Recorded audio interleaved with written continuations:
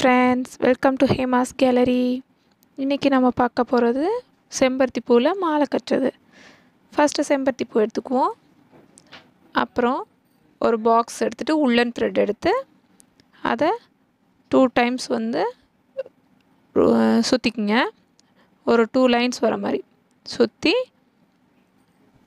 அந்த எண்டுக்கு கொண்டு நாட் போட்டுருங்க. எண்டில்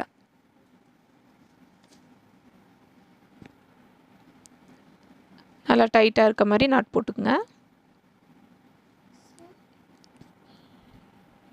அந்த எண்டை கட் பண்ணிடுங்க.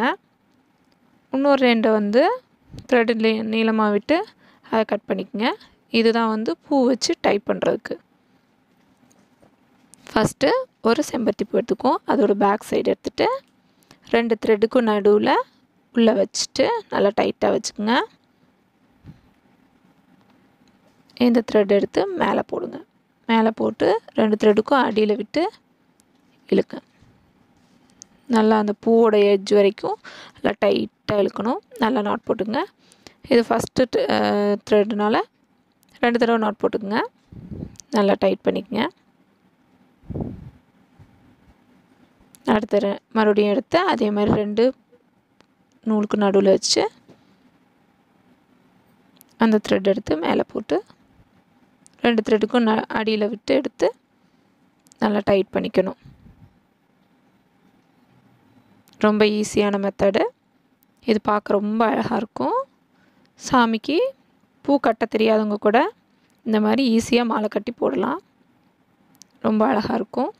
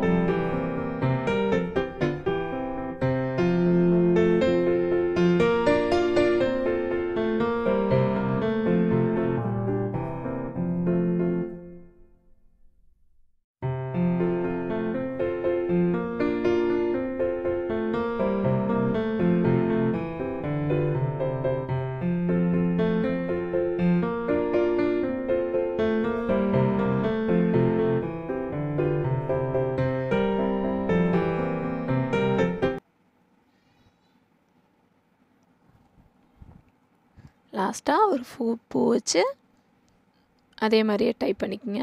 நல்லா 2 டைம்ஸ் நாட் போட்டுக்குங்க. அப்போ தான் வந்து பூ விழுகாமல் இருக்கும்.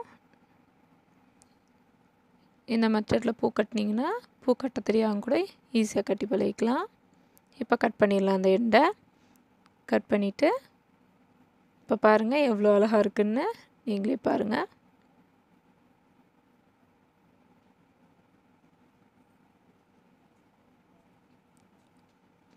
ஓகே ஃப்ரெண்ட்ஸ், இன்றைக்கி இந்த பூ மாலை கட்டுறது எப்படின்னு பார்த்தீங்களா? என்ஜாய் பண்ணிங்களா?